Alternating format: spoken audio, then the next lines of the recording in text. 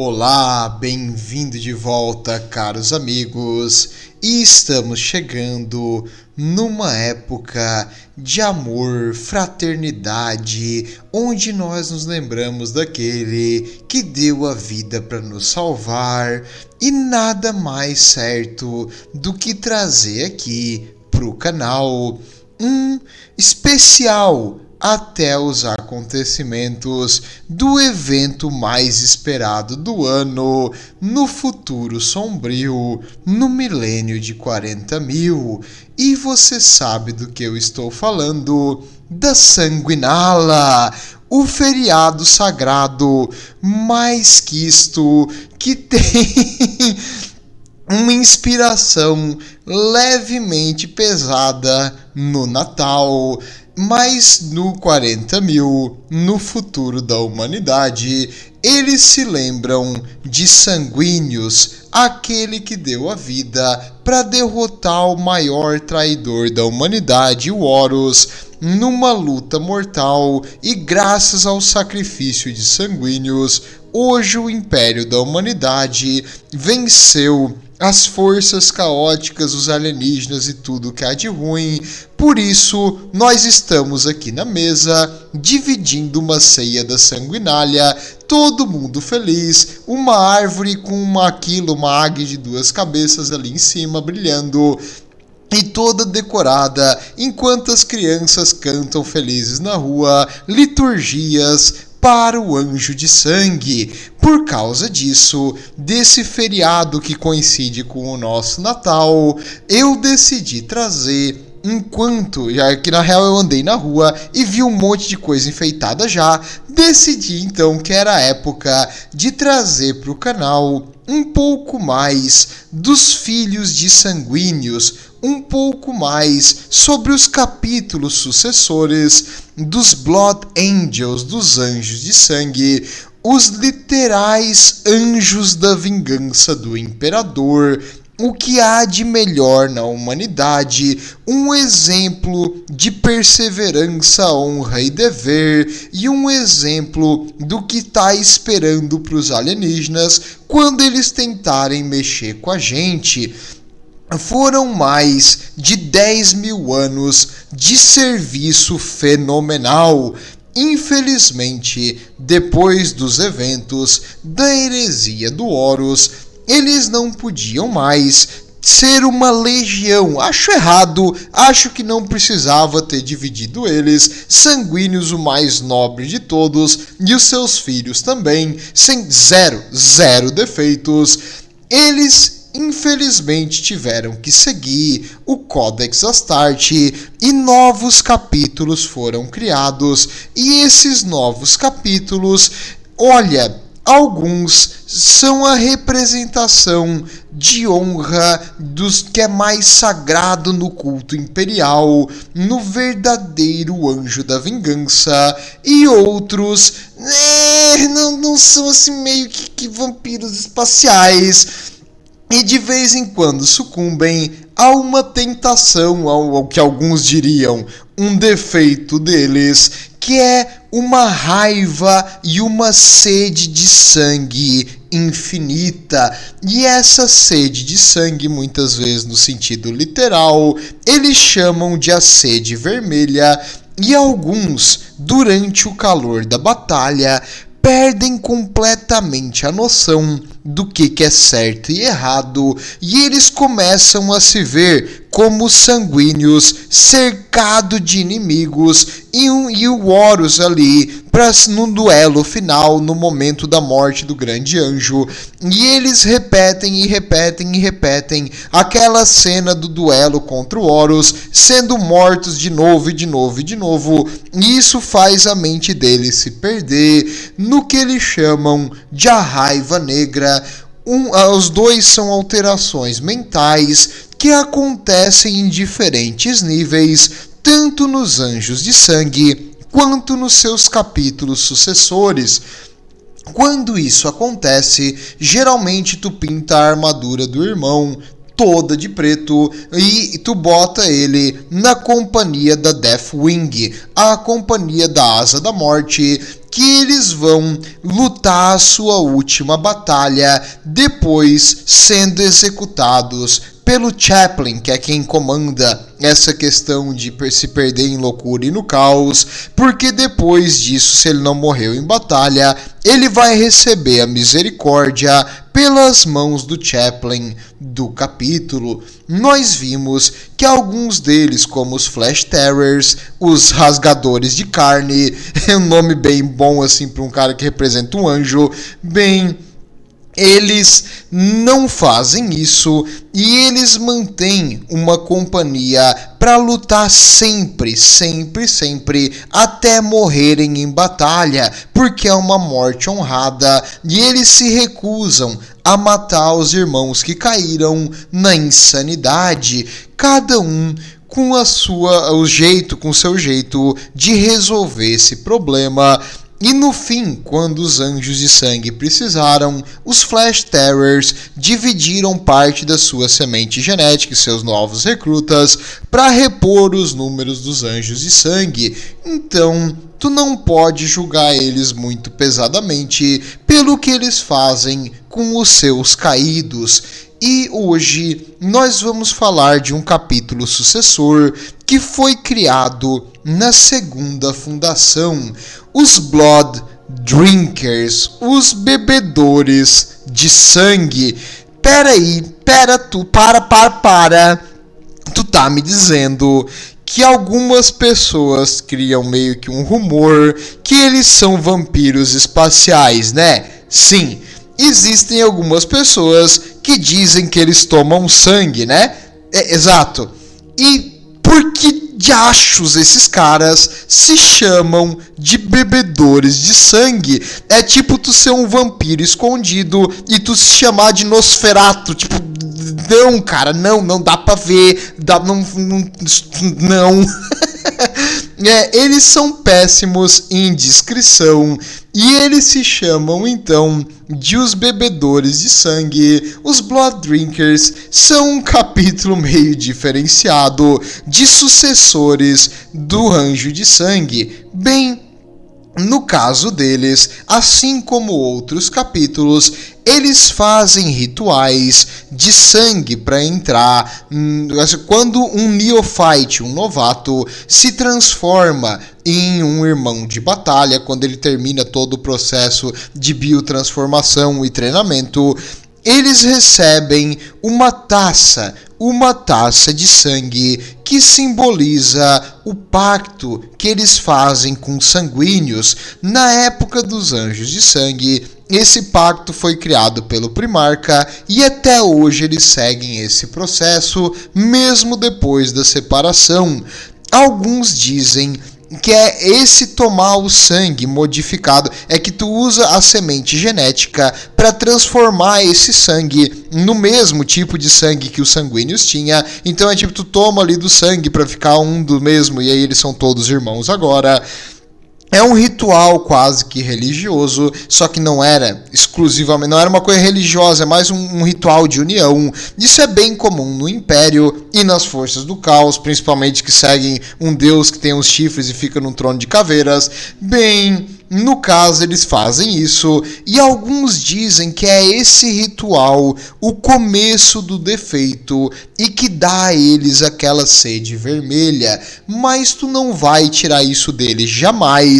É uma coisa que sempre foi assim e sempre será. Tu não tem como dizer para eles parar. E não só os Blood Drinkers, outros capítulos sucessores dos Blood Angels fazem a mesma coisa, os Blood Angels também. Isso é desde a origem e isso é uma coisa normal para eles, bem normal tomar sangue, nada para ver aqui, continue andando cidadão imperial. E apesar desse fato e do nome deles ser meio indiscreto, eles são incrivelmente leais. Eles têm, desde a segunda fundação, um histórico impecável contra forças caóticas, contra Space Hulks cheios de inimigos, defendendo planetas. Na verdade, eles ajudaram numa campanha protegendo um mundo natal de um outro capítulo de Super Soldados, os Crimson Fists, que seria Punhos Vermelhos, e eles salvaram o mundo natal deles depois que o mundo natal foi tomado por inimigos. Portanto, eles se botaram em risco para ajudar os outros super soldados, e isso é algo que, tipo, a honra deles, e se botar e nas situações mais difíceis e sempre vencer, é uma coisa que assim, é linda, é maravilhoso o histórico e os relatos de heroísmo desses caras. Portanto, é perdoado que eles façam um ritual para lembrar do seu primarca, tomando um pouquinho de sangue, que mal tem nisso. Se fosse só isso, tava tudo bem. Mas tu sabe que não é só isso. É óbvio que não é só isso. Se fosse só isso, eu não trazia aqui. Eu falava dos Blood Angels. Bem, infelizmente, pros nossos bebedores de sangue, quando, mais ou menos no milênio 37.000, quando estava ocorrendo vários eventos na galáxia, o capítulo deles meio que foi condenado à extinção. Ué, foi a Inquisição que finalmente decidiu que o vampiro espacial não pode? Não, a Inquisição jamais faria isso. O que acontecia é que eles não eram imunes à sede vermelha nem à raiva negra, e eles se perdiam nessas alterações mentais, virando verdadeiros berserkers, atacando amigos, aliados e inimigos como se fosse tudo a mesma coisa, e na cabeça deles eles ficavam pirados, achando que eram sanguíneos, lutando contra o Horus, e eles viam todo mundo como um inimigo. Era uma situação realmente desesperadora e, infelizmente para eles, muitos irmãos de batalha estavam caindo para esses erros, essas alterações, essa falha, como dizia o Sanguíneo chamava isso de falha, então eu vou chamar também. Bem, conforme o tempo foi passando, isso ficou mais e mais frequente, até o ponto de que quando um novato terminava o treinamento, imediatamente depois de fazer a última modificação, ele começava a enlouquecer e tinha que ser posto em correntes e segurado pelos outros irmãos de batalha mais velhos, que agora com lágrimas nos olhos, perdendo mais um irmão, que lutou e tentou e fez um processo árduo para conseguir passar de neophyte para um verdadeiro irmão. Ele conquistou a honra e um local ao seu lado apenas para, infelizmente, sucumbir antes de ter uma chance de provar o seu valor. Era realmente uma situação desesperadora. Porém, nem tudo está perdido. Os mestres do capítulo na época e os oficiais meio que fizeram um conselho para tentar achar uma cura ou um jeito de resolver. Treina mais gente, beleza? Treinava mais gente sucumbia às falhas.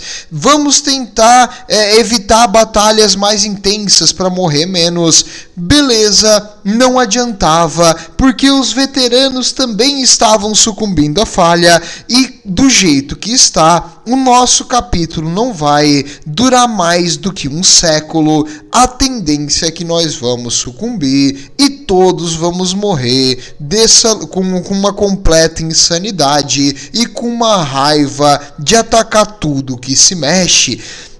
Nesse momento, o conselho deles perdeu a esperança e decidiu então que eles iriam tentar fazer o melhor para morrer com honra e meio que passar despercebido que eles sucumbiram a essa falha. Eles iriam guardar essa vergonha para eles e morrer quietos e esperando que o Império lembrasse deles como herói. Pois é, nessa época, um indivíduo chamado Olus, não confundir com Horus, esse é com L, aquele é com R, esse é legal, aquele é babaca. Bem, o Olus, ele era um qualquer, apenas um irmão de batalha, ninguém especial, mas ele teve um sonho e nesse sonho veio uma vozinha o chamando e parecia que tinha uma resposta, a resposta para curar o capítulo dele e os seus irmãos estava no fim de uma peregrinação. Ele precisava subir o Monte Calicium. O Monte Calicium fica no mundo natal deles de Sangsiga. É Sangsiga o nome natal deles. O pessoal da GW não é exatamente muito criativo, mas é Sangsiga, entendeu? Bem, existia um monte nesse planeta natal, que é o Monte Calicium, que era uma região inóspita e extremamente perigosa. Normalmente, os mundos que são usados para recrutar super soldados são mundos da morte, porque mundos com condições difíceis de sobreviver vai criar também indivíduos fortes e resistentes a qualquer ameaça que o universo consegue mandar. Então, é propositalmente deixado alguns planetas com um risco que tu poderia facilmente resolver, mas tu deixa aquilo existir para que a população local se crie mais forte, para quando eles estiverem prontos, eles vão ser recrutados como super soldados. E nesse mundo natal havia uma ameaça, uma criatura que infelizmente eu não achei nenhuma arte, chamada Astrogai. É uma criatura alienígena predatória. Provavelmente eu imagino que seja tipo uma pulga gigante cheia de patas, que consegue patas no caso com umas protrusões de quitina na ponta que consegue penetrar e destruir alguma coisa, que são bem fortes. E essas criaturas, que têm mais ou menos a altura de um ônibus, elas eram bem agressivas e territoriais. E adivinha onde ficava o ninho delas? Nesse monte. Por isso, não era prudente e ninguém subia lá. No momento que o Olus levou ao conselho, o que ele viu, ele conversou com eles e falou: eu tive um sonho, eu tive uma visão para a cura do nosso capítulo. O conselho, melancólico, triste, já abandonando as esperanças, disse que não, nós não vamos participar desse teu devaneio. Nós sabemos o nosso destino e se o imperador deseja o nosso fim, nós o seguiremos até o final. Que sua vontade seja feita. O Olus, não contente com essa resposta, sumiu. Alguns acharam que ele tinha desertado, que tinha fugido e abandonado tudo. Alguns acharam que aquela raiva e ódio que ele ficou pela resposta negativa sobre a sua peregrinação meio que deixou ele enlouquecido e ele sucumbiu ali à sede vermelha ou à raiva negra e acabou fugindo, indo para a floresta para viver como um eremita ou morrer no meio da floresta. Então eles não sabiam o que tinha acontecido, mas você aqui do canal, eu vou te falar, ele foi sozinho para a peregrinação. Ele sabia que ele tinha que subir aquela montanha para salvar os seus irmãos, e ele faria isso custe o que custar, e se necessário, sozinho. Ele então começou a árdua jornada da escalada do monte e conforme ele foi subindo, começou a aparecer aquela criatura alienígena predatória muito agressiva. Ele começou a matar 1, 2, 3, 4, 5, 6, 7, 8, 9, 10, foi matando até perder as contas e ele continuou subindo. Eventualmente acabou a munição, ele puxou a espada motosserra e continuou subindo. Eventualmente a espada motosserra começou a perder o fio e a energia de tantas criaturas que ele já tinha matado. Ele puxou o punho e continuou subindo. Chegando lá em cima, ele enfrentou o maior dessas criaturas que ele já tinha visto. Alguns consideram que é meio que uma rainha desses alienígenas que botava algum tipo de ovo, sei lá, que cloaca que essas coisas nascem.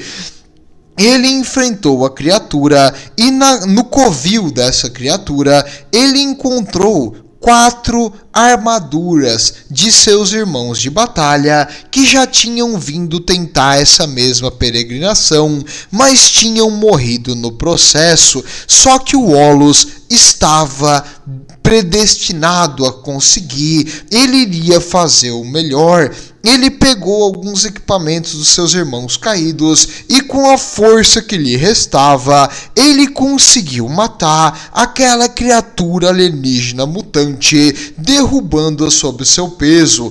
E agora, com um braço quebrado, com a armadura dele já tão destruída por ataques daqueles alienígenas, que o próprio espírito da máquina falhou, que o Omnissaio tenha. Bem, agora a armadura dele estava absurdamente pesada, com um braço totalmente destruído. Mesmo assim, ele continuou escalando até chegar no local da sua visão, aonde o sonho mostrou para ele, no topo do Monte Calicium. Lá ele já estava no auge assim, do seu esgotamento. Os seus joelhos, o super soldado é muito forte, estavam doendo e pesados. Mesmo que ele tivesse que se arrastar com o único braço bom, ele iria continuar. A dor que ele estava sentindo nesse momento era imensa, e ele caiu de joelhos no topo da montanha, quando ele viu uma aparição. Uma luz brilhando no céu, e de lá veio ele, Sanguíneos, veio a ele e falou: Olos, meu filho, não tema, os seus penares eu resolverei.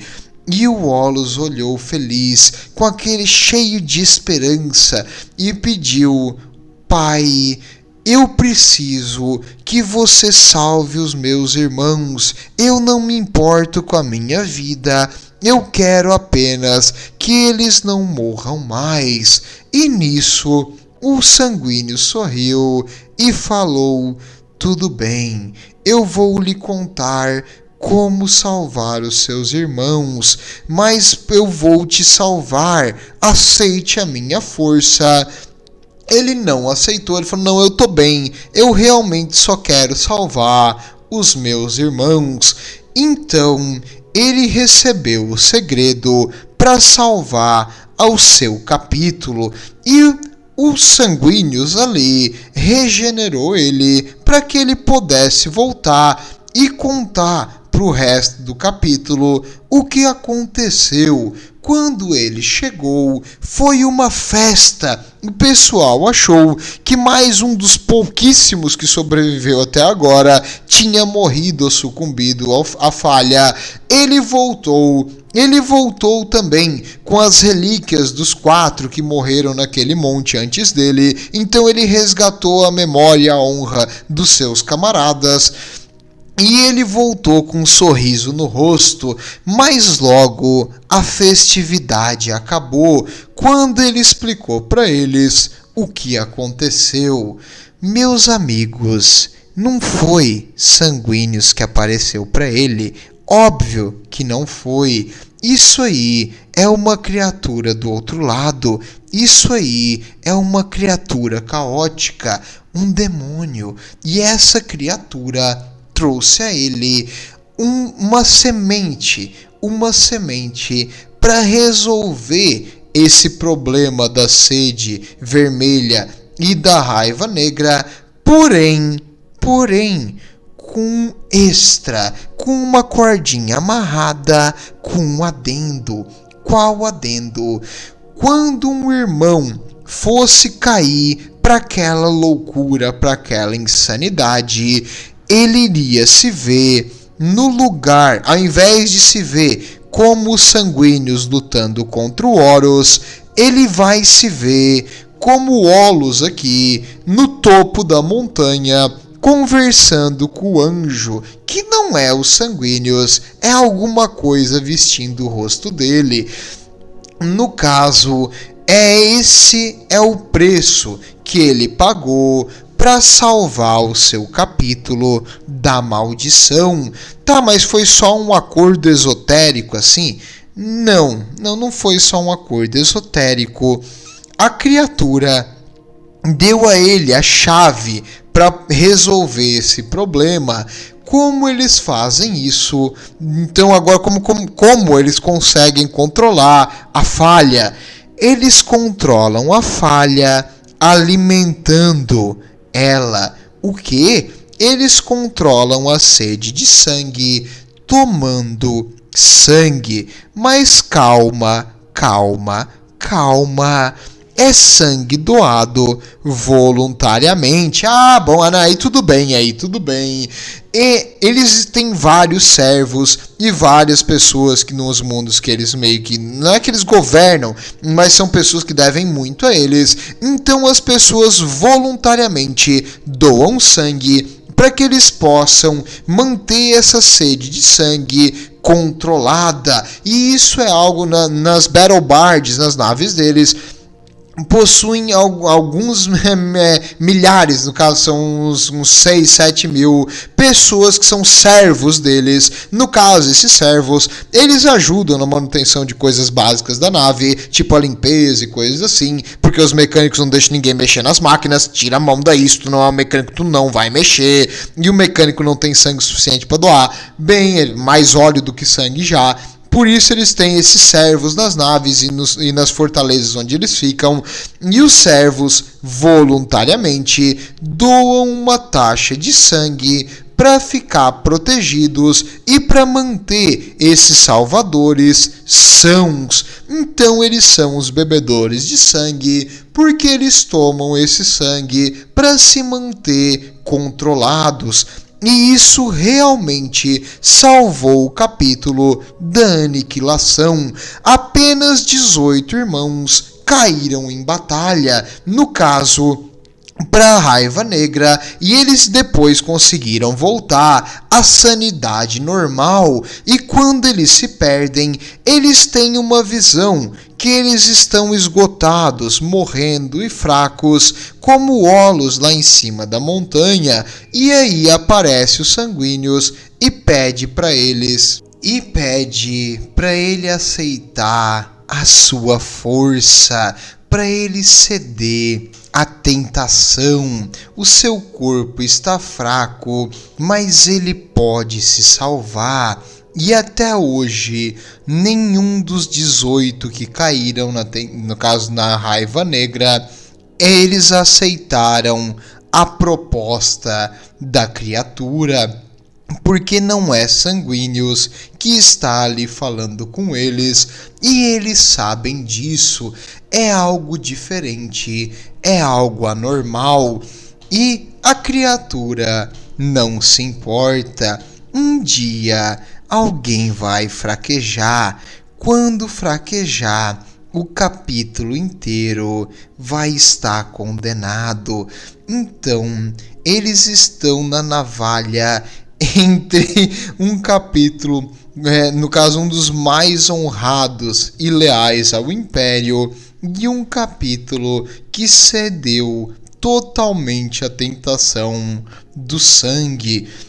E espero que eles continuem com resistência e fortitude mental para não cair nisso aí. Até hoje, eles fazem o ritual que a criatura ensinou para eles de beber sangue. É uma coisa que não é muito falada. Eu não sei se você deveria estar escutando isso, mas no caso garanta que não tem nenhum inquisitor aí perto de você. Infelizmente, o ritual não é só tomar sangue doado voluntariamente. Ia ser fácil demais, ia ser easy isso aí. Não, sempre tem alguma coisa a mais. Bem, junto, eles fazem uma enorme piscina assim de sangue, como um caldeirão de sangue doado, e eles sempre, uma vez por ano, sacrificam alguém que não queria ser sacrificado para aquele caldeirão, aonde os irmãos tomam uma quantidade absurda de sangue sobre a vigília de um chaplain e da guarda sanguinária, esperando para ver se eles vão voltar depois. Se algum deles meio que fica enlouquecido, o chaplain vai eliminar o problema logo ali. Então, depois desse processo de ceder à tentação da sede vermelha numa quantidade absurda, depois disso, eles pedem penitência e eles se arrependem do que fizeram num altar para o imperador, porque eles sabem da vergonha que carregam e eles lamentam ter matado um inocente, mas é pelo bem maior, já que afinal, quantos bilhões eles não salvaram lutando contra os inimigos da humanidade? Quantos outros capítulos reais que eles lutaram lado a lado não ajudaram a humanidade a se proteger de coisas muito piores? Um indivíduo, uma vez por ano, é um sacrifício pequeno para manter esse nobre grupo de super soldados lutando pelo Império. Acredito que você vai concordar. E eles se arrependem, eles pedem perdão, eles não queriam, que é mais forte que eles, e se eles não cederem a essa sede, eles vão se perder na loucura. Existe uma história de um mundo chamado Castobel. O mundo de Castobel foi atacado por uma Splinter Fleet. Uma Splinter Fleet é meio que um grupo de tiranídeos que se desviou no caso chama de tentáculos de avanço da frota principal. E essa Splinter Fleet, ela vai tentar consumir biomassa até o ponto de estar tão grande, que ela vira uma Hive Fleet. E quando ela se separou, ela foi denominada Splinter Fleet Dagon. E ela estava indo em direção a um mundo habitável chamado Castobel, um mundo colmeia com bilhões de pessoas. E é nesse ponto que eles decidiram agir. Eles foram para lá e manejaram as defesas nas cidades imperiais. Imagina você, soldado, lutando contra o horror alienígena, milhões e milhões de alienígenas.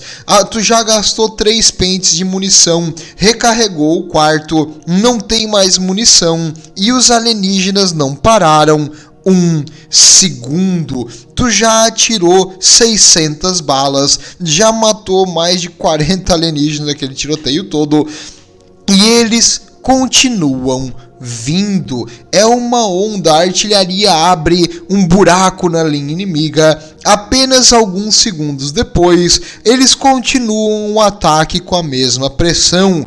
É algo que quebraria qualquer ser humano, pois um super soldado, filho de sanguíneos, não é qualquer ser humano.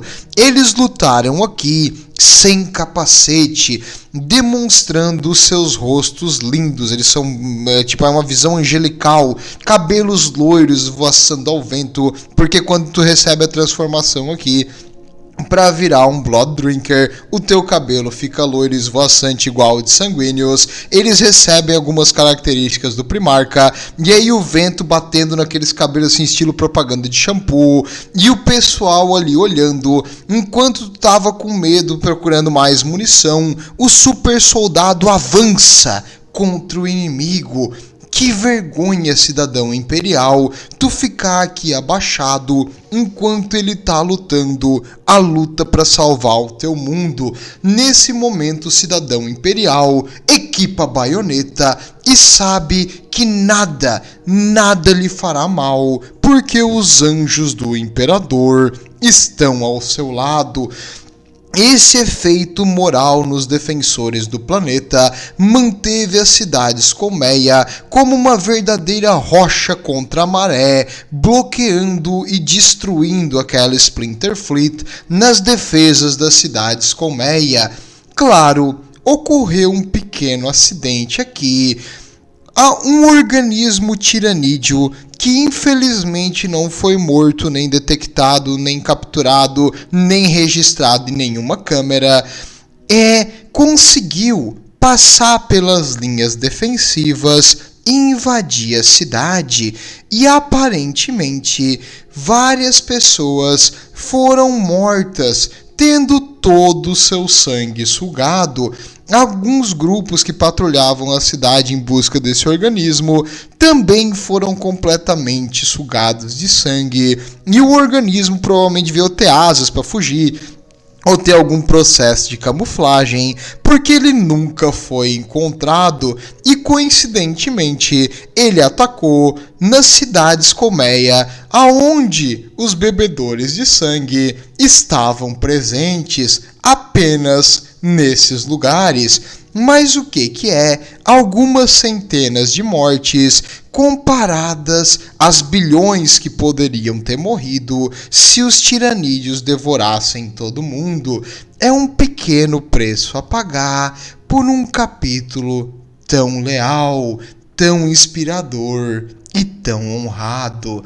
Bem, eles também possuem alguns equipamentos, mas aí é meio que padrão dos outros super soldados. O mais legal deles é esse histórico de meio vampirismo espacial, mas em si deu para entender, eles meio que aceitam a sede vermelha para evitar perder completamente a lucidez e ficar num frenesi de combate alucinado e numa sede de sangue desesperada que acomete os outros descendentes dos anjos de sangue. E com isso eles selaram um pacto com uma criatura. Eles consideram o Olus um santo herói do capítulo, mas eles nunca contam exatamente o que foi o pacto ou o preço que eles têm que pagar, ou completamente explicam os rituais de sangue que eles fazem. Tudo que tu sabe é que existem doadores que doam o sangue, eles utilizam para matar a sede vermelha, e isso salvou esse nobre capítulo de defensores da humanidade. Nem longe de mim, mero cidadão da guarda que tá lutando para defender um planeta, falar desse super-humano que já lutou em diversos segmentos do Império contra os Xenos mais terríveis, contra o arqui-inimigo que é o Caos. Então, apenas devemos ficar felizes e acenar e torcer para não encontrar um deles sozinho num beco escuro à noite, porque não vai acabar bem para ti. Lembrem-se, na sanguinália, evite comer alho, porque eles preferem o sangue sem isso aí. Mas olha só, tem mais um adendo também. Eu vou fazer alguns vídeos sobre os sucessores dos Blood Angels agora. Acho que uma vez por semana talvez eu lance um, até chegar ao Natal, porque aí depois é o espírito de sanguinália, só meio que temático. Não tinha tanta arte e coisa sobre eles, e eles já têm uma lore um pouquinho mais antiga. A última coisa que a gente sabe sobre eles é que eles participaram e ajudaram a lutar por Baal, e depois eles receberam um contingente de Primaris Marines, que não sei se isso aí vai ser uma boa, porque eles têm alguns segredos que eles não gostam de espalhar, meio que eles são vampiros, né? E tá no nome. E os Primaris Marines são ultramarines vestidos de vermelho, segundo o Chapter Master dos Rasgadores de Carne. Só que não dá pra negar um cavalo dado assim, então eles aceitaram isso aí, e eles estavam precisando, e eles também doaram parte da semente genética deles para restaurar os anjos de sangue. Um dia eu tenho que falar sobre esse ataque a Baal, foi bem legal, muito devastador, mas isso aí vai com o tempo. No momento, vamos falar um pouco mais sobre alguns capítulos e as histórias e algumas coisas da sociedade, de como funciona a vida no futuro do 40.000. Então, quando tu vê um anjo da vingança vestido de vermelho, pode ser muito bom ou muito ruim. Acho que já deu para entender esse conceito e era isso que eu tinha para trazer sobre eles hoje. E, no caso, se você quiser jogar num RPG, recomendo investir bastante em resistência, porque tu vai ter que resistir à tentação da sede vermelha toda vez que tu lutar, porque é esse o defeito dos anjos de sangue. Eles têm essa vontade enlouquecida de matar, destruir, rasgar, cortar e derramar sangue. O Khorne se revira no trono de caveiras. Esse aqui era o capítulo que ele queria, mas jamais terá. Nossa, que deve ter sido, tipo, meu Deus, um tapa na cara do Khorne. Então, imagina só, cara, porque ele é o deus do sangue, esses caras tomam sangue, mas não, jamais será. E até hoje, eles negaram completamente as tentações caóticas, se mantêm puros, tirando ali uma sede vermelha. Eles são um exemplo da defesa imperial. Tudo de bom, vejo vocês na próxima e comprem creme de alho, bastante creme de alho.